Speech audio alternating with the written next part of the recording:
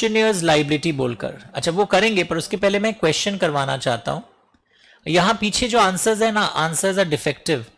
हम लोग को सीए इंस्टीट्यूट में यही लिखना होता है that when does ownership pass on the fall of the hammer और when it is accepted in conventional mode.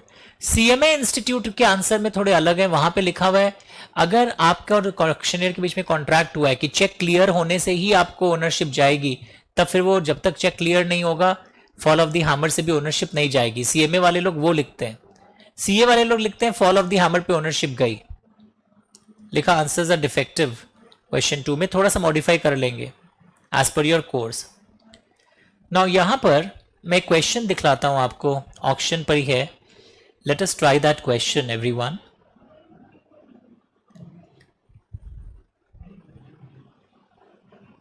It's a very good question I noticed.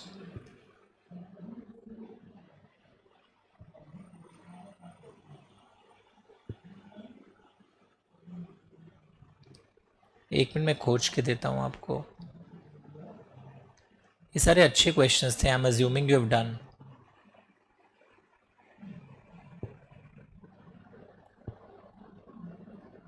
Just a second.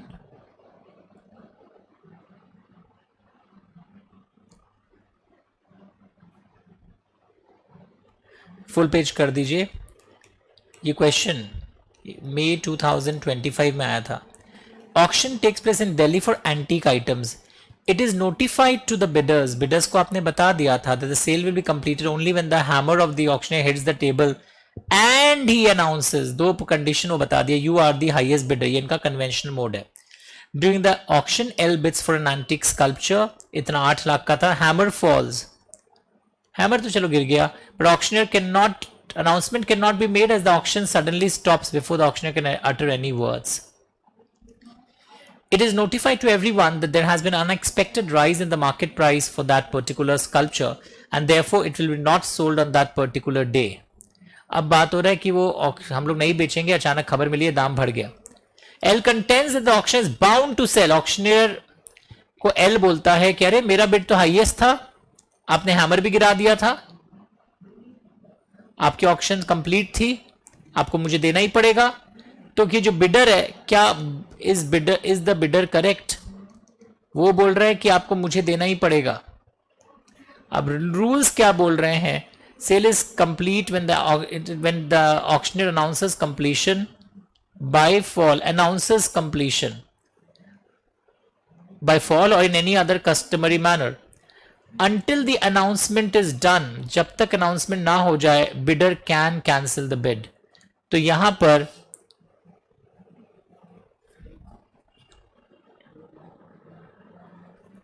Bidder की बात क्या correct है? No. L's claim that auctioneer is bound to sell the sculpture at the price he bid is not valid. क्या ये बात सही है? Start reading. पढ़ना शुरू करिए, क्योंकि यहां पे लिखा हुआ था only when the hammer hits the table and he announces. दोनों चीज पढ़ के देखिए। पॉज करिएगा डीके जी एक बार, फुल पेज। हाँ, क्या, सॉरी फॉर दिस ब्रेक। अब आप बताइए मुझे, ऑक्शन कंप्लीट हो गया था, बिडर्स को बताया गया था only when the hammer hits the table and he announces you are the highest bidder. तो अनाउंसमेंट तो हुआ ही नहीं, तो क्या ये कंप्लीट होगा या नहीं होगा? ना यहां पे इंस्टीट्यूट ने क्या आंसर दिया देखिए। The sale is complete when the auction announces completion by fall of the hammer और in any other customary manner until the announcement a bidder may retract from his bid. In the instant case, the sale is not complete as only hammer falls and the auctioneer did not announce you are the highest bidder. तो auction complete हुआ ही नहीं है, तो because यहां पे दोनों condition लिखा हुआ था एंड भी लिखा हुआ था, तो कन्वेंशनल मोड था you are the highest bidder. ये पीडीएफ टेलीग्राम में क्वेश्चंस वाला सर्कुलेट हुआ था, नए वाले किताबों में ये मतलब ऐड करवा दूंगा, वरना वीडियो पॉज करके भी आप देख सकते हो, फुल पेज रखना। तो इन दिस केस क्वेश्चन क्या हो रहा था देखो, L contends auction is bound to sell the sculpture to him. कोई बात गलत बात है, ऐसा कोई बाइंडिंग नहीं है, आज ये सेल कंप्लीट नहीं हुआ, तो एल की क्लेम करेक्ट नहीं है because the auction was not complete. Why the auction was not complete? तुमको लगा हैमर तो फॉलो ही गया था, पर अगर कोई कन्वेंशनल मोड अटैच कर दिया गया and the word and is use, तो मुझे इसका ध्यान रखना पड़ेगा। फुल पेज करिए, स्टार्ट। Okay, yes. नेक्स्ट देखिए, एक ऐसा ही ऑक्शन वाला क्वेश्चन और ले आउट कि मैं एक बहुत ब्रिटिश जमाने का फ्लावर वास आपको बेच रहा हूं। यहां फ्लावर वास है और एक हाईएस्ट बिड अभी आई 110, 110 एक, मैं ऑक्शनर हूं, 110 दो और 110। तो जैसे मैंने इसको उठाया, मेरे उठाते बैलेंस डगमगाया, फ्लावर वास टूट के चला गया। तो अब ये रिस्क कौन बेयर करेगा? क्या ओनरशिप ट्रांसफर हो गई थी इस ऑक्शन सेल में? 100 फॉल ऑफ द हैमर हुआ ही नहीं, मैंने हैमर उठाया और हैमर मेरे हाथ से गिर गया। With proper intention fall of the hammer होने के पहले ही हाथों हाथ क्या हुआ, मेरे इस हैमर को उठाते ही और यहां गिरने के पहले ही फ्लावर वास गिर गया एंड टूट गया। सो अभी भी ओनरशिप पास नहीं हुआ है। व्हेन वी से फॉल ऑफ द हैमर, तो इसका मतलब भूल से हैमर गिर जाए और वो सामान टूट जाए और आप बोलेंगे ओनरशिप तो ट्रांसफर हो गया था, बायर का गया, वो फ्लावर वास है, उसको डिलीवरी तो दो यार। और अभी हैमर गिरा है और फ्लावर वास पे मार दिया तो भी ओनरशिप ट्रांसफर नहीं हुई। तो वो सब लॉजिक आप यूज कर लीजिएगा। You have to use such logics whenever you are solving any question. तो moral of the story, 2-4 minutes more. देखो यहां पर आप फिर से देखोगे, सेलर बिडिंग कर सकता है, छुप के करता है तो voidable eight the option of bidder है, बट सेलर बिडिंग करेगा तो उसको डिस्क्लोज करना पड़ेगा ऑक्शन शुरू होने के पहले। एक मिनिमम रिजर्व प्राइस बताना पड़ेगा वरना ऑक्शन शुरू नहीं होगी। ना यहां एक नोट है, यहां चाहे लिख देना 2 case studies, 2 to 3 case studies. एक केस स्टडी कौन सा था? ये वाला मई 2025 एग्जाम का। एक फ्लावर वास का केस स्टडी था और एक केस स्टडी भी मैं दिखाऊंगा, वो भी ऑक्शनर पे बहुत famous case study. I just show it to you, आपकी बुक में भी है। ऑक्शनर की क्या लाइबिलिटी होती है? बिकॉज मैं तो एजेंट हूं, तो अगर ऑक्शनर किसी चोर का सामान बेच रहा है and before the price is paid the true owner claims them from the buyer, the auctioneer can not recover the price. अब हम तो बायर से प्राइस ले नहीं पाएंगे, even if the buyer has taken the goods under an express promise to pay for them. If the price has been paid to auctioneer and the money remains in auctioneer's hands, buyer may recover it from the auctioneer in an action suit of money he had received. Are you understanding? पर अगर हमने auctioneer को पैसा नहीं दिया है तो auctioneer buyer को तो नहीं बोल सकता मुझे नहीं पता, वो तुम सलटना चोर से, मेरे को पैसा दे दो। Auctioneer cannot recover the price because he is not the owner. The true owner will recover. And if the price has not been paid to the auctioneer and still remains in his hands, the buyer may recover it in an action suit. ये सब उतना पढ़ने की दरकार नहीं, ये आपके institute mat पे भी नहीं है, इट्स नॉट सो रेलिवेंट। अब आप सीधा इधर आ जाइए। X purchased a VCR at public auction. Neither auctioneer nor X knew that the VCR was a stolen one. Has true owner any claim against X? True owner can recover it from X. True owner has any claim from auctioneer? No, auctioneer is free from liability.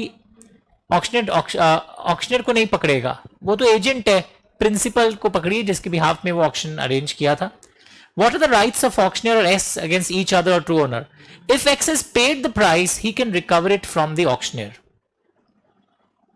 Okay. Who in turn claim to be indemnified by his principal? तो ये simple है कि कौन किससे recover करेगा, ये आप पढ़ लेना, ये कर लेना। एक ऑक्शन सेल में ऐसा बोला जा रहा है कि of bid once made can not be withdrawn. ऐसा क्लॉज आप नहीं डाल सकते बिकॉज लॉ जब आपको बोल रहा है you can withdraw the bid before the acceptance of the bid, then how can a special clause, एक बार बिड करने के बाद आप यहां विदड्रॉ भी नहीं कर सकते? ये कोई जबरदस्ती है? So this is against law. You cannot have a clause which is against law. Good. P refused to accept the highest bid. The sale was not notified subject to a reserve price.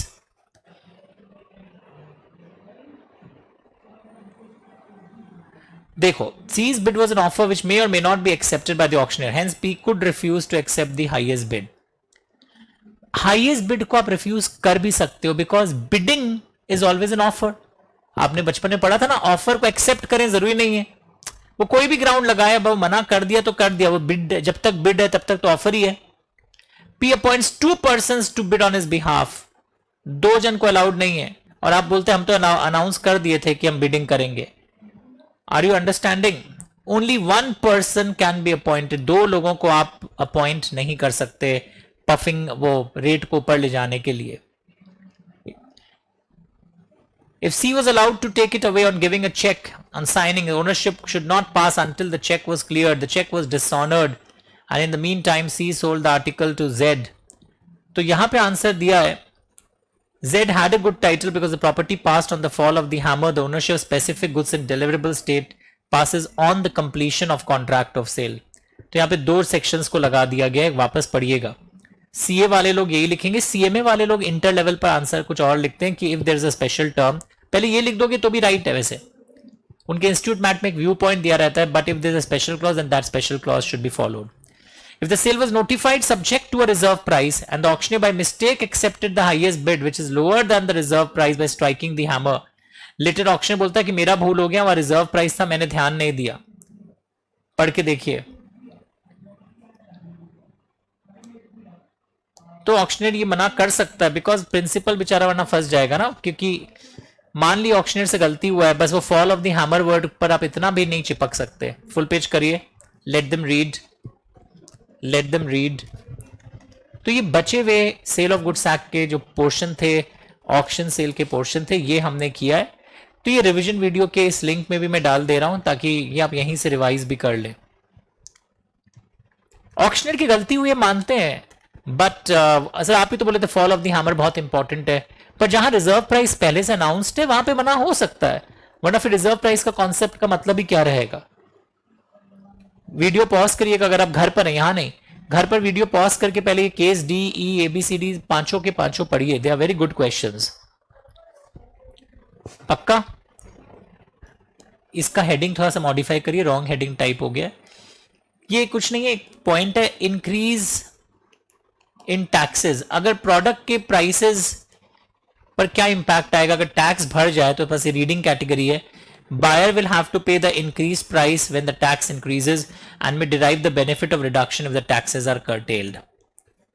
पर अगर पहले से आपस में कोई agreement हो जाए तो ऐसे टैक्स के इंपैक्ट को पहले से हटाया जा सकता है. The effect of this provision can be excluded अगर पार्टीज पहले से बात कर ले. तो एक बार पढ़ लीजिए, never asked in any professional exam. Increase in taxes का क्या इंपैक्ट आएगा वो बस सिंपल सा लाइन लिख लो कि अगर टैक्स बढ़ता है तो प्राइस पर क्या इंपैक्ट आएगा. That is written here. The buyer would have to pay the increased price when the tax increases and may derive the benefit of reduction if the taxes are curtailed, but such clauses can be removed. पहले से आप इसको हटा भी सकते हैं ऐसे clauses को. मैं 10 सेकेंड वेट करता हूं. तो ऑक्शन सेल में सेलर अपना बिडिंग करवा सकता है, उसको बोलते हैं right to reserve, he has reserve the right to bid. But एक पफर रख सकता है. पफर मतलब जो उसके बिहाफ में एक आदमी हो सकता है, अब 2 आदमियों को नहीं रख सकते. सर छुपा के कर लेंगे और पता चल गया तो it is voidable eight the option of the bidder. कोई क्लॉज में ये नहीं लिख सकता है कि बिडिंग को कोई विड्रॉ नहीं करने देंगे. अरे जब लॉ ही था before the fall of the hammer you can withdraw. और कई बार fall of the hammer and a conventional mode दोनों कंप्लाई करना पड़ता है, जैसे उस क्वेश्चन में हम लोग देखे थे. पक्का everyone in the batch? Just a second. एक क्वेश्चन ऑक्शन पे और आया था, बहुत बड़ा था, उसके इंस्टीट्यूट के आंसर्स थोड़े अलग हैं. आपको मैं दिखलाता हूं, जो PDF था और आपके केस स्टडी बुक में भी एंड में कहीं दिया हुआ है. I just show it to you. Just wait for some time. I am searching that big question. 2024 के एग्जाम में आया था, जब बड़ा साइज का क्वेश्चन है. आई एम सर्चिंग, वेट, मुझे मिल जाएगा तो मैं भी आपको दे दूंगा. यस, तुम्हारे बुक में शायद क्वेश्चन 65 में PTC होटल्स लिखो, इंपॉर्टेंट. PTC होटल्स वाला question in your book it is 65, page number जो भी हो या उस पीडीएफ में भी है, सितंबर 2024 के एग्जाम में आया था, बिग साइज क्वेश्चन। इसको आज ही पढ़ना घर जाके, इसमें सारी वो बातें, राइट टू बिड में भी reserve price. Please solve this question एक बार आज ही। PTC hotels in Mumbai, do this question today.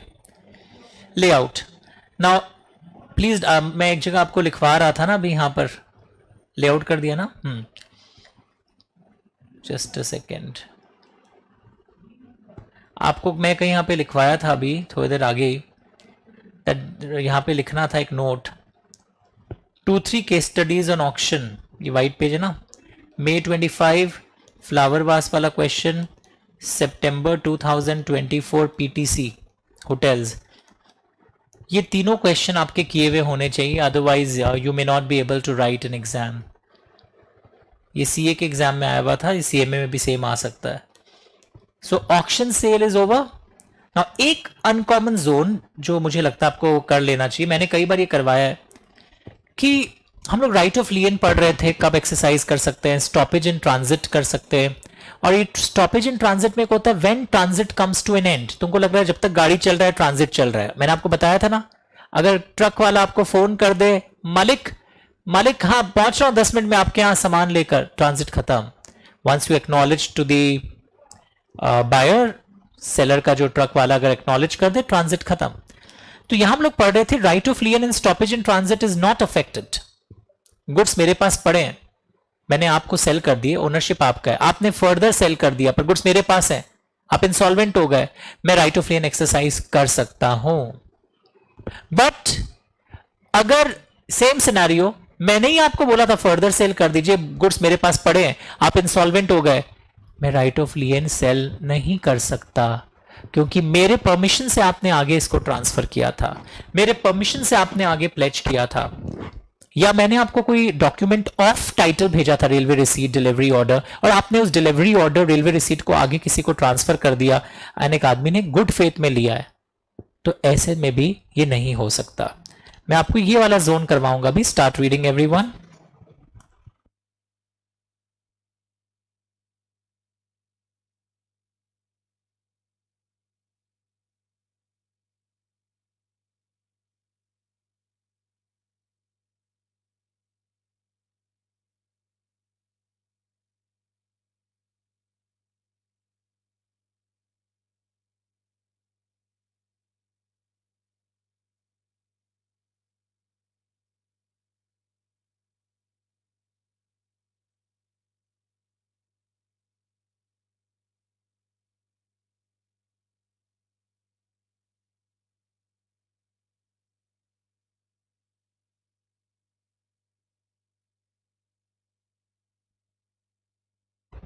Now look here, अगर ट्रांसफर प्लेज के द्वारा है, मेरी बात समझ रहे हो, सपोज मैं हूं सेलर, तुम हो बायर, और बायर ने क्या किया, प्लेज कर दिया to a bank, financial institution, okay, या प्राइवेट मनी लेंडर, जो भी।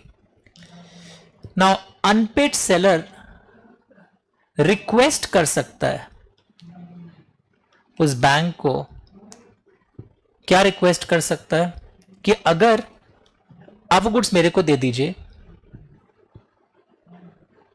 where the transfer is by way of pledge, the unpaid seller's right of lien or stoppage in transit can be exercised।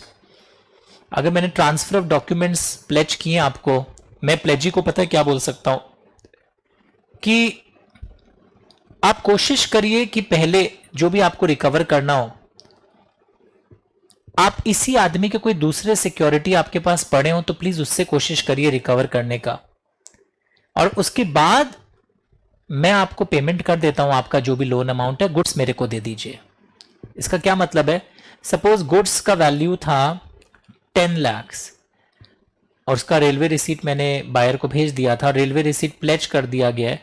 Pledge क्यों किया, क्योंकि मैंने कोई loan लिया था ऑफ ₹7 लाख, तो मैंने उस लोन के लिए ये 10 लाख का रेलवे रिसीट प्लेज में दे दिया।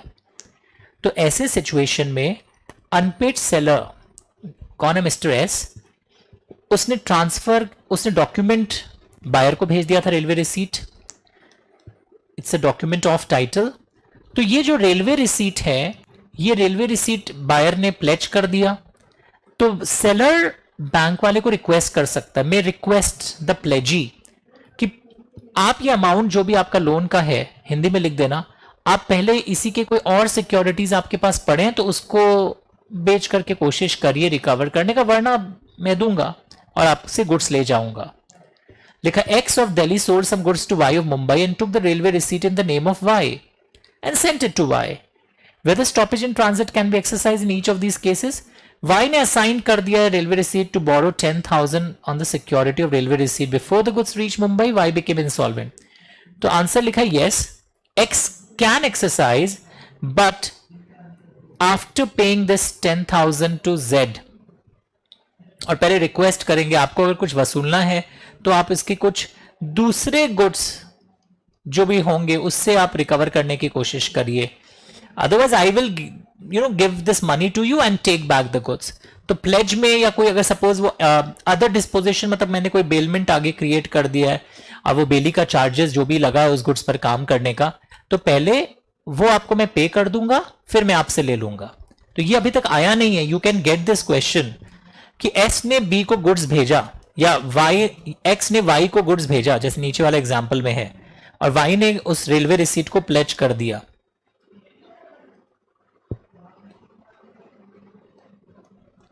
तो वो प्लेजी को लोन का अमाउंट चुकाऊंगा और फिर गुड्स को रिलीज कर लूंगा। उसको ये रिक्वेस्ट कर सकता हूं जो रोमन 2 में लिखा हुआ है, unpaid seller may require the pledgee, may request the pledgee यानी बैंक इंस्टीट्यूशन लोन जो दिया है, to have the amount secured by the pledge first instance out of any other goods of the buyer.